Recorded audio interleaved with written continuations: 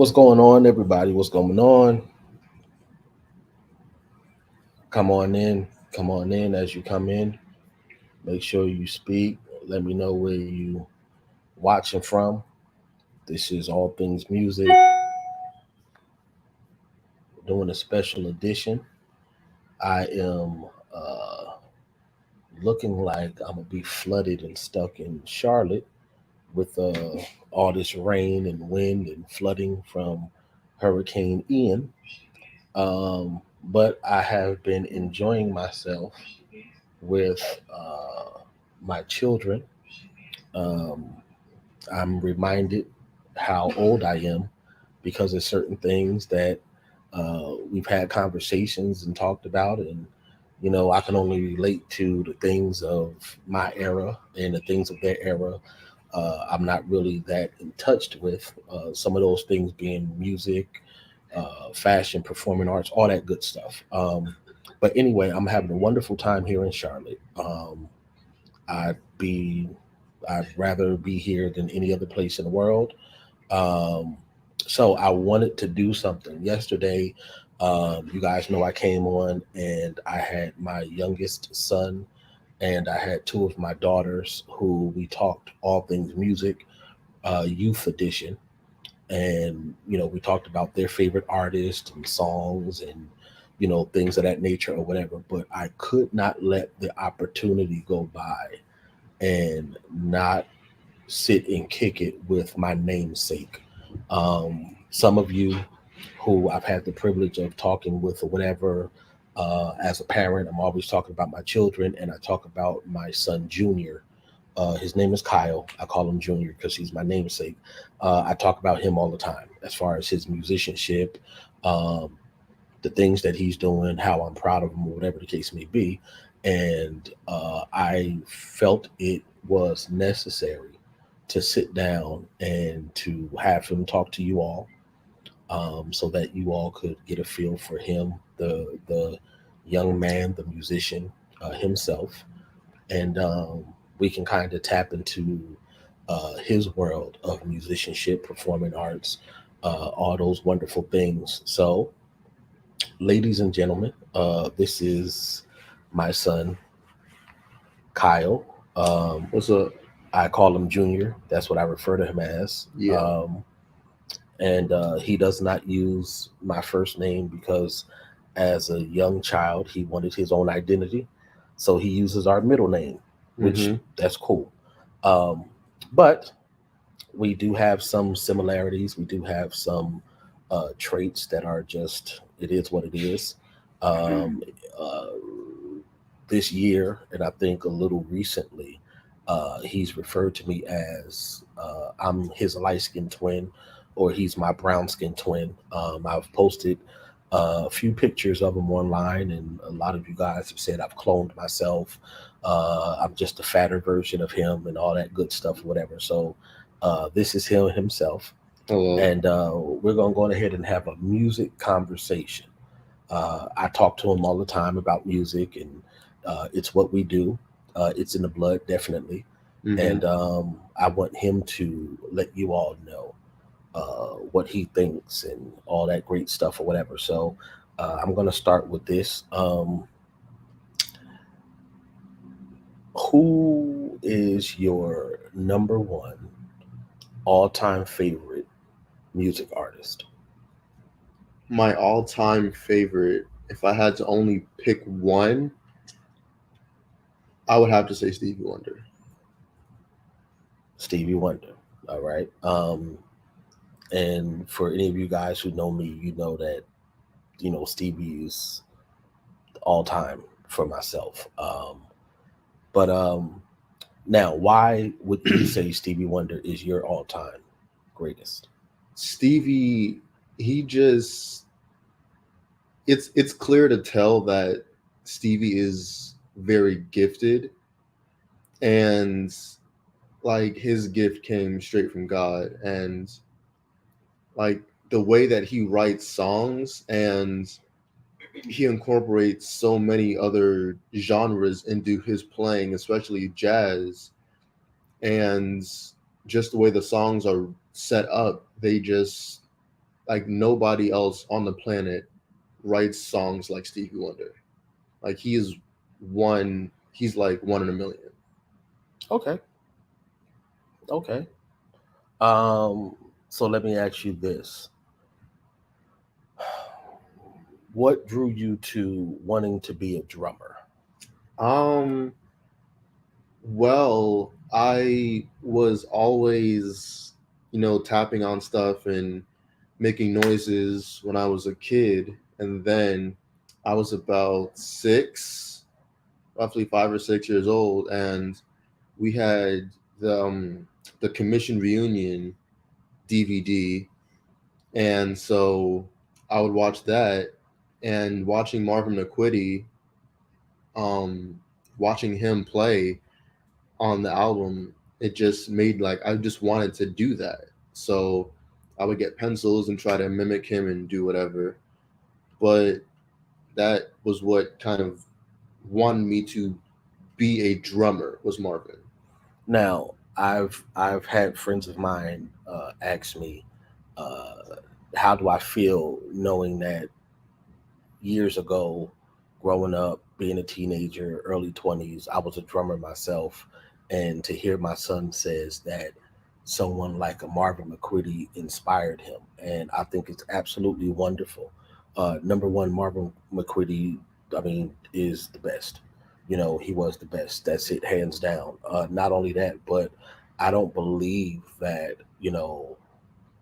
it would ever be wherein I would be the only influence in my children's lives. So the hunger, the passion, the DNA of music runs through their veins, of course, because of myself.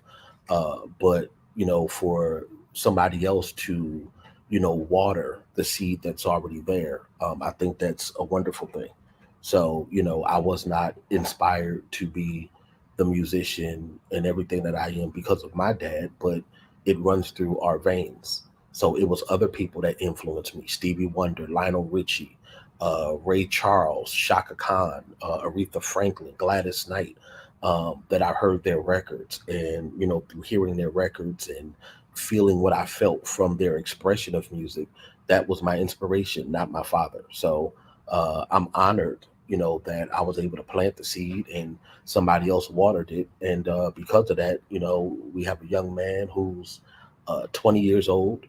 I've told him this several times before, and I'll say it again publicly, that the musician that he's been in his teenage years was definitely uh, more,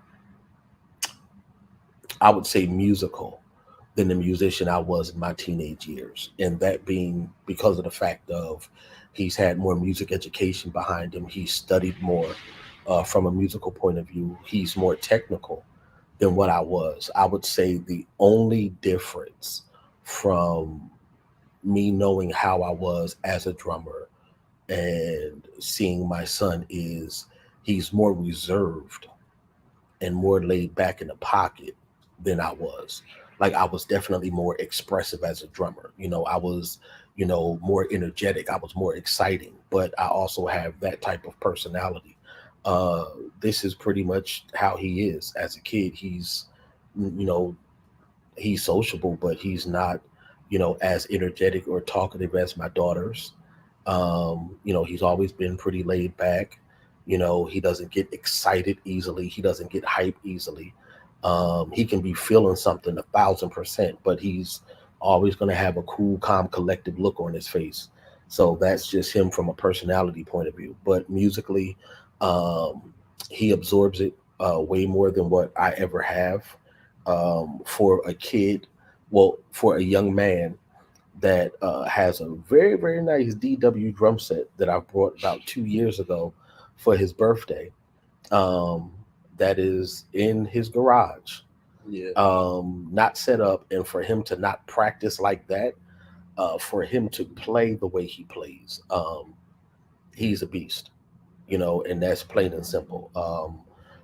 With the lack of experience only due to him being still young, I as a musician, as a professional, and as his father, could sit him down in anybody's band, and Junior could hold his own.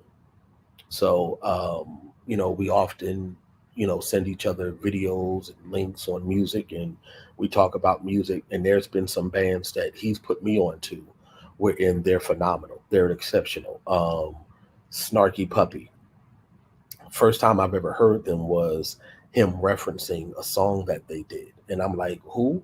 I'm like, first of all, you have a band out there named Snarky Puppy. And he was like, Dad, you have to hear Yeah.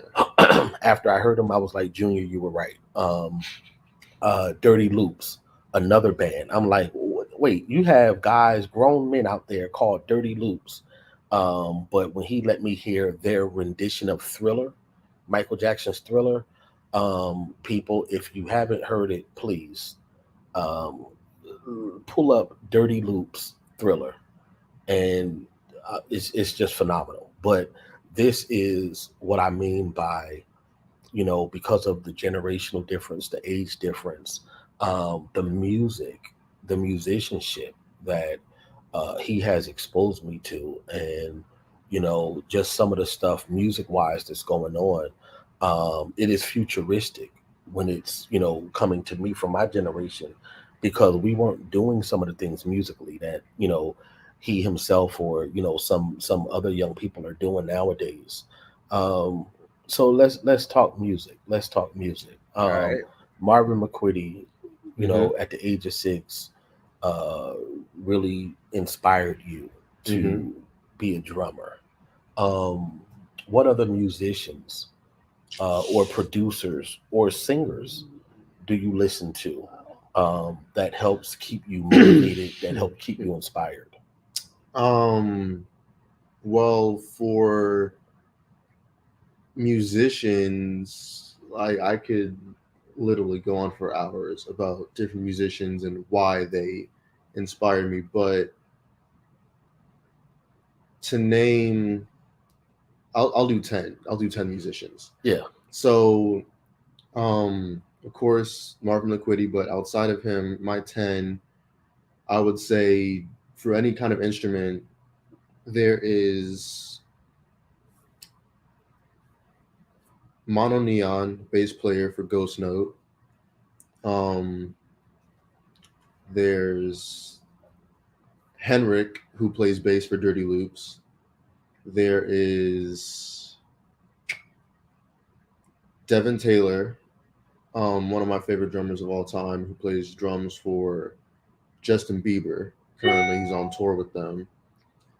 Uh, Robert Sputsy Wright, who's played drums with Snarky Puppy before in the past, and currently is one of the co-leaders of Ghost Note. Josiah Maddox, drummer, keyboard player. You've got who else is a good one? What's going on, Shelly? Um, then of course we were talking last night about Adam Blackstone, Yes. who like you when it comes to music, Adam Blackstone is a genius. And you've got Michael League, who plays bass for Snarky Puppy, who's like phenomenal with how he arranges things, and the stuff he's done with them over the years is incredible. And there are some singers that also, even though I'm not a singer, there are some singers that I like listening to, like Jasmine Sullivan, who is one of the greatest vocalists of all time, period. There is one singer that I really like listening to is I like listening to Lucky Day. Mm-hmm. Lucky Day's a really good artist. She's a really great artist, has Mm-hmm. a phenomenal voice. And there's so many others that I could name. And then for a couple bands, of course, there's Snarky Puppy and Dirty Loops, Ghost Note, who are all like so incredibly phenomenal. And they bring a sense of freshness that keeps me like hip per se to what's going on, but then also I get a sense of oldies but goodies, which kind of center me musically to keep me like remind me, okay, this is like where this all comes from. This is where home is musically. Okay, so we got Shelly, Hey, one of our followers. She said, "Hey, Devin, son." So Shelly, this is Junior. Kyle, my namesake. So she has a question. okay. So what are the primary instruments that we play? So I'll let you go first, and then I'll answer. Right now the only instrument that I play is drums, but I do want to start branching out to other instruments because for the past couple of years I've been getting more in tune with music from a band perspective. So I'm listening to bass and keys and guitars and horns and strings. So now I'm opening myself up to this is how I would play this song if I played bass or if I played keys. So I do want to start playing those instruments in the future, but for right now, I only play bass. No, no, I don't play drums. Drums. For myself, Shelly, I my first love. I started out a drummer, so that's always going to be my first love. Every now and every now and again, when I have the time, uh, I'll every once in a while, maybe 3 to 4 times a year, I'll sit down at the set and put my earbuds in. I'll put different tracks on, different music, different styles, and I'll keep my chops up. So, I play drums primarily if I'm called in to a situation to play. I'm playing keys, so I'm either playing organ, I'm playing keyboards or piano. I did buy myself an acoustic guitar. I will be buying myself a bass guitar, and I play around with those. Really, it's just to have the versatility because for me, I don't think every song should be played on one particular instrument. Yeah, So, if you play keys, there's going to be certain songs where you want to hear the richness, you want to hear the tone, you want to hear the inflections and the color of piano. Keyboard, you can use some digitalized sounds. Some songs, you need that Hammond organ. Just like some songs, they only sound right if you have the Fender rolls. yeah, Keys, drums. I am teaching myself guitar, primarily acoustic, because there's some songs with being a vocalist as well. I would just want to hear with myself vocals and acoustic guitar instead of keys, and I'll be teaching myself bass. So that's it as far as the instruments. Um, she also said, yeah, she could tell we're related, and Jasmine is a whole move, right? yeah. Um, She really is. okay, let me see. You said when you started playing, your primary was drums. You moved to age of 21 to keys, and now for your church, you're the keyboardist. Okay, Shelly. Okay, cool. Shelly, what church you play for? Let me know what church you play for, Shelly. Um, so yeah, so like I was saying, with just the musicians, the different bands that he's listening to, and again, if you guys haven't heard Dirty Loops, if you haven't heard Snarky Puppy, Ghost Note, Yes, listen to them. The stuff they're doing is very out the box. I know a lot of people say that, but no, they really are out the box. they are. Their rhythmic patterns, their timing, the stuff they hear, they're like musical aliens. So that's what it is. They are. So Shelly, you said you go to Behind the Veil Christian Ministries in Richmond, Virginia. Okay, okay. Shout out to Behind the Veil Christian Ministries in Richmond, Virginia. The leadership there and everybody. That's cool, Shelly. Yeah, hit me up, email me. I'd love to connect with you and set up a music workshop down there at your church. I can go on ahead and come. I'll bring Junior. We can go on ahead and come to your church, do a Yeah, workshop, and then from that workshop, we can go on ahead and do a concert at the conclusion. So we can do something like 3 days. We could do a 2-day workshop. come in, do some training as far as vocals, teach a couple of songs, and then wrap it up with a concert.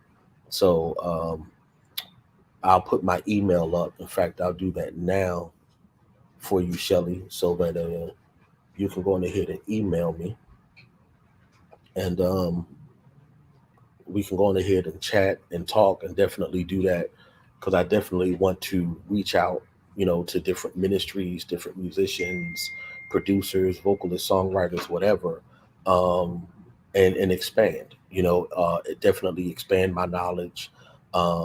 Expand techniques that I can learn from you guys, but also bring some tools to the table and whatnot. So I'll put together a good workshop package, and we can go on ahead and make it happen. All right. So that's my email, Shelly. Make sure you go on ahead and reach out to me, and we'll go on ahead and make it happen. Let me see. What you say? I love it when have young ones they're interested in learning vocals and instruments. They have senior and junior. That's cool. So yeah, Shelly, definitely make sure you email me, and we'll go on ahead and make it happen. Because my whole thing is, I'm at the age now where I know the power of music, and I definitely want to inspire more people. Um, People my age or older, that's fine. But if I can, inspire youth, teenagers, and young people in their early 20s to embrace it, to love it, um, and to want to learn it so that they can share it themselves, I'm definitely all for that. So Richmond, Virginia, cool place. I've been there many times. I like coming to the South whenever I get an opportunity to get some good Southern food. Yes. um, so yeah. Oh yeah, right. And that's the thing too with reading. A lot of people don't push that as much as they should. And again, it's a blessing for both. It's a blessing when you can read. That's cool. It's a blessing when you can play by ear. Yeah. So I don't think people should be limited. I don't think they should be stuck. My reading is not as strong as what it should, because I started way late in life, because my gift was ear. I could hear it, I could duplicate it, and I just ran with that. And it wasn't until there were many times where I was not picked to work certain gigs, to work certain jobs, because I couldn't read.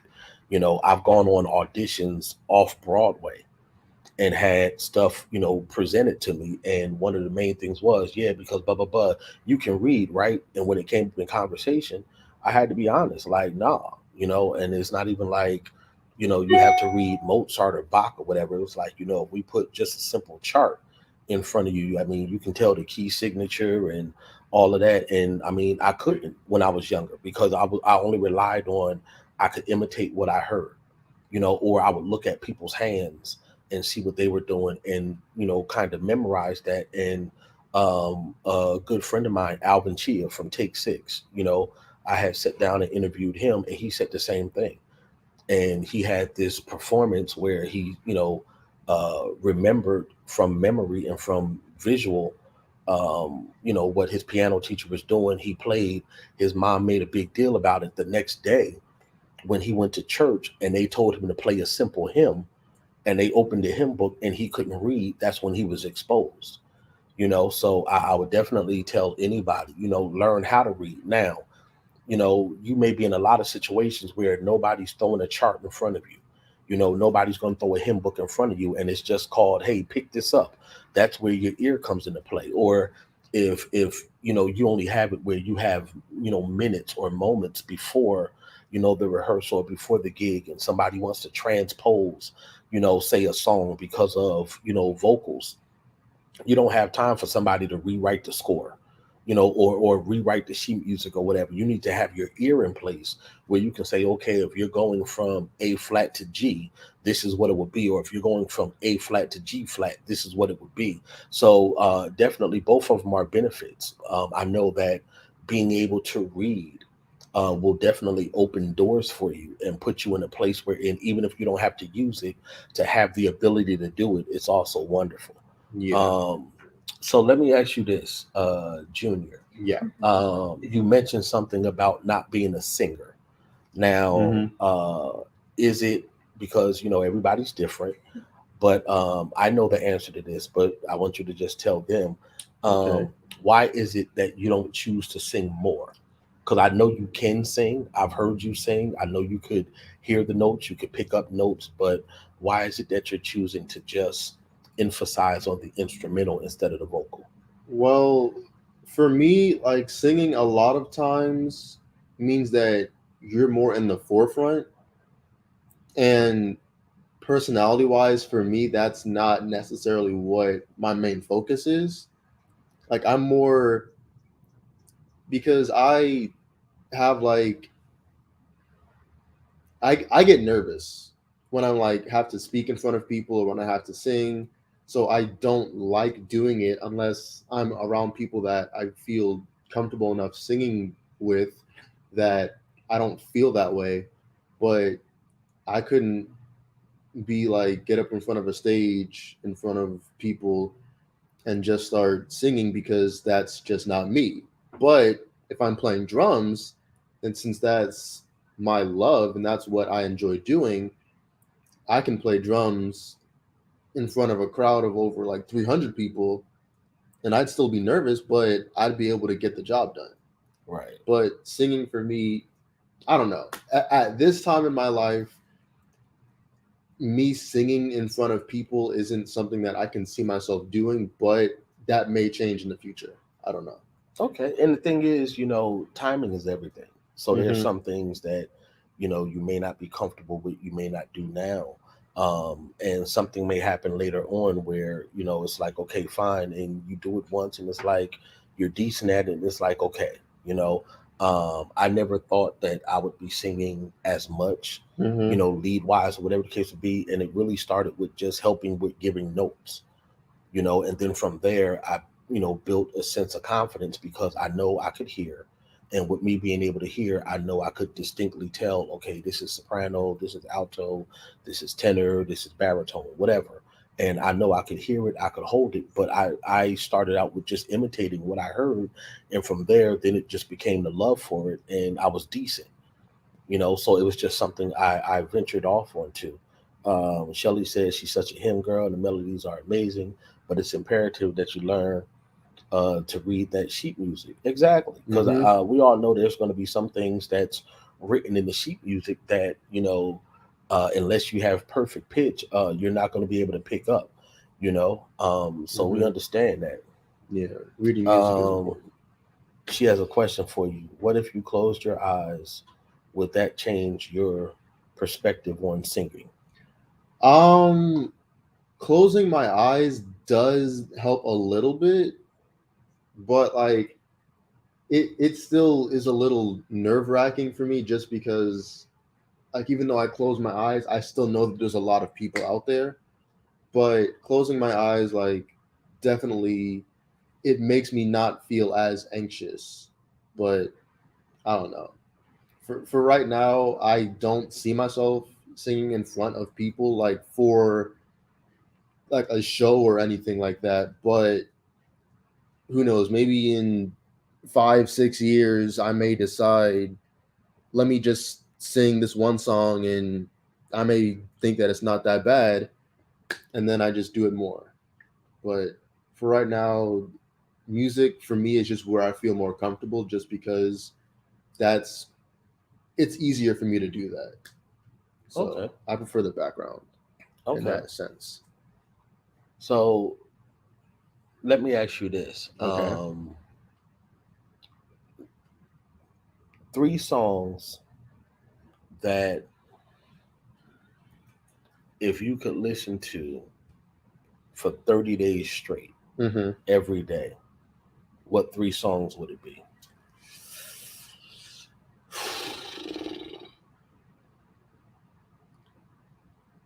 3 songs. Three songs wherein for the next 30 days, if that's the only music you had to listen to, that you could literally listen to every day for the whole 30 days, what three songs would it be?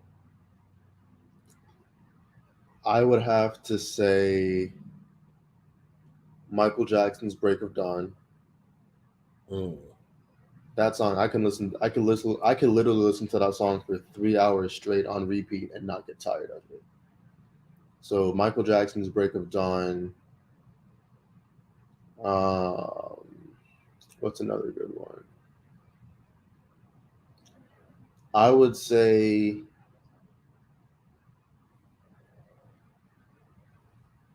Stevie Wonder's "I Wish," mm, and then another one. This is a new. This is actually like a really brand new song. Um, actually, oh, there's two.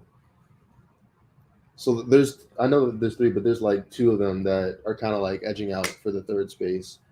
But there's a song that came off of Snarky Puppy's new album that came out at midnight. It's a song called Trinity. Came out at midnight last night. That song is amazing because it's like basically three songs in one. So there's like an A section, then there's a B section. It goes back to the A section, then back to the B section, then it goes to the C section, and then out. So I could listen to that song. And then the honorable mention, and I just started listening to this earlier today, but it's a really great song. But how we were talking about Blackstone. Adam Blackstone, my bad, Adam Blackstone, and his album that came out last night. Um, the song that he did with Jasmine Sullivan around midnight, because she did that was a song that she did a cover to like 20 something years ago, and the way that that song is set up now, it's phenomenal. And of course, anything with Jasmine I could listen to on repeat. Okay, now my three. So this is three songs that if for 30 days, Mm-hmm. every day I could only listen to these three songs. So number one, it would be Stevie Wonder Overjoyed. Yes. I can listen to that song every day for 30 days straight and appreciate it more each day. Um, my number two would be Fly Me to the Moon. Now, That's a good one. I don't know whose version because Adam Blackstone has a version on his album. Of course, you have Mm-hmm. Frank Sinatra, he has a version. Michael Bublé has a version. There's so many different renditions, but "Fly Me to the Moon." I would say Michael Bublé. Okay. I would say his version, and um, the third one is actually by Mary Mary. Um, the biggest, greatest thing. It's a big band style song. Mm. Um, it's the harmonies, um, the vocal arrangements on that. Warren Campbell is definitely a genius. He's a legend. I don't think Warren gets the recognition that he should. I really don't. But that song, biggest greatest thing by Mary Mary. If you haven't heard it, go listen to it. It's crazy. It's amazing. Um, but those are my three where every day for 30 days I could listen to and just put those three on a playlist and hit repeat over and over again. Okay. Um, let me ask you this: Okay. outside of the fact of both of our first loves, as far as instrument in drums, Mm-hmm. um, how have I influenced you, if any, musically? I would say the way that you've influenced me musically is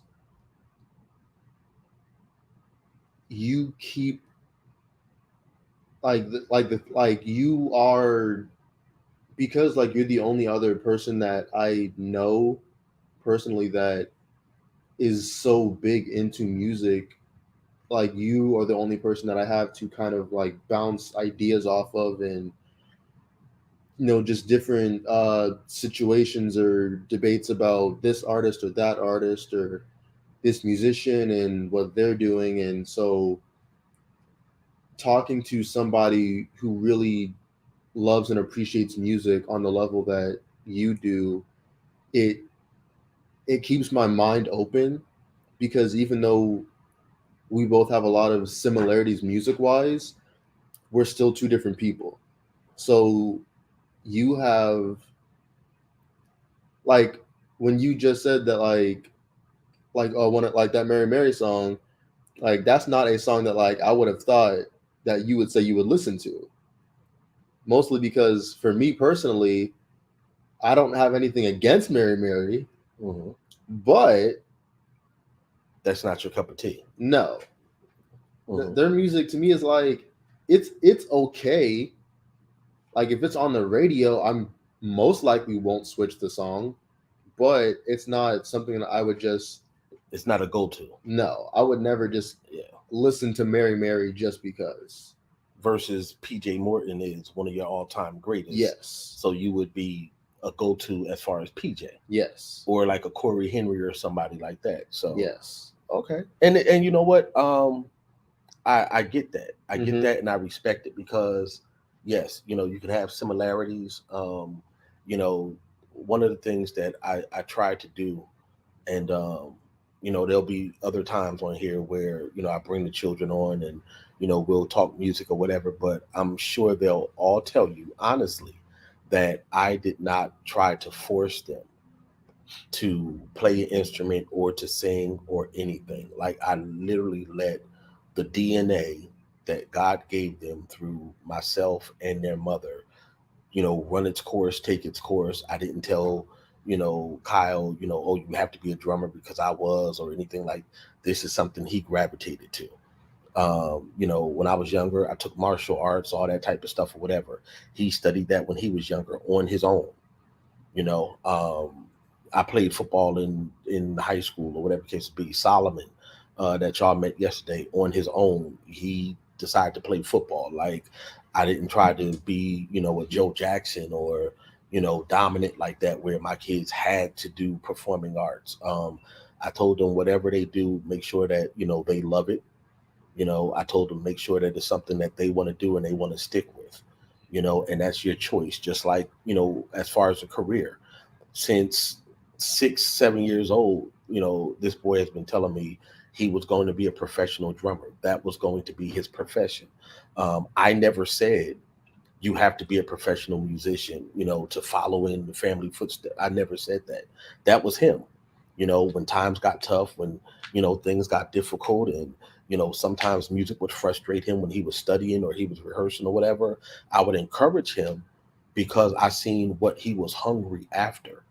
So yeah, there's going to be times where you seem like you can't, or it seems like it's too big, or you're going to have songs that seem so challenging, they're intimidating at first, but just like with that intimidating song, how do you eat an elephant? One bite at a time.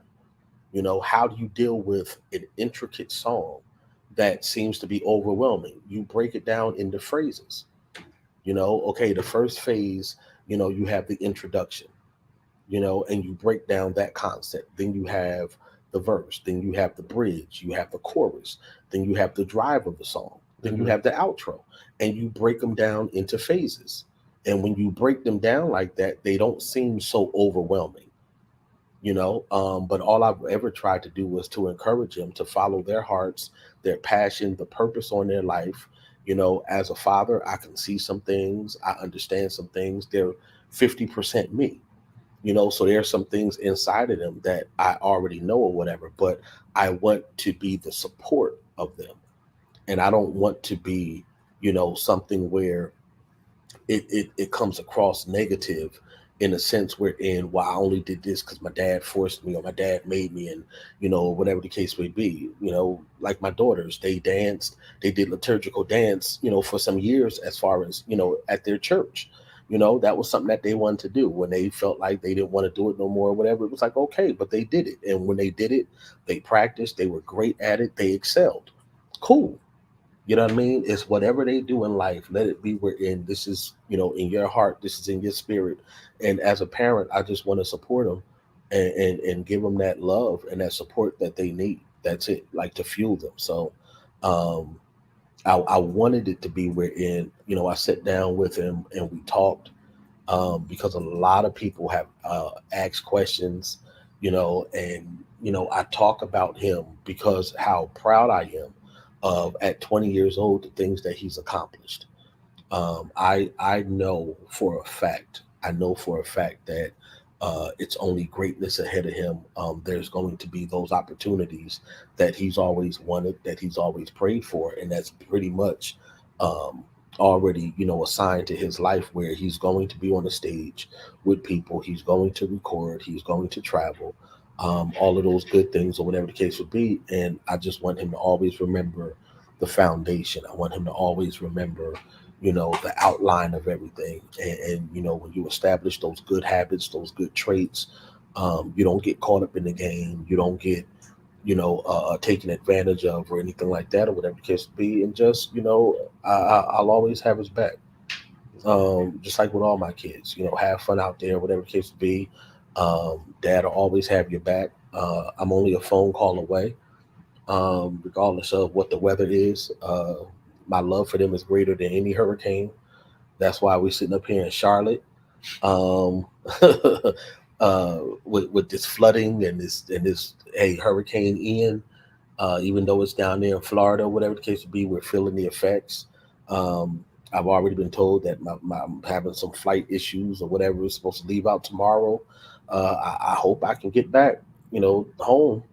Might be pushed back a day or so, but I didn't know that Ian was going to meet us here in Charlotte the way it has, as far as the effects of it. But I wouldn't rather be any other place in the world but here with my children. Um, they keep me going. They keep me on my toes, and I love them more than my words can express. So uh, this is my namesake, my oldest. This is Junior, y'all. So there'll be more times where I'll definitely get some rehearsal clips of Junior when he's actually playing with the band at church, and I'll definitely put them up.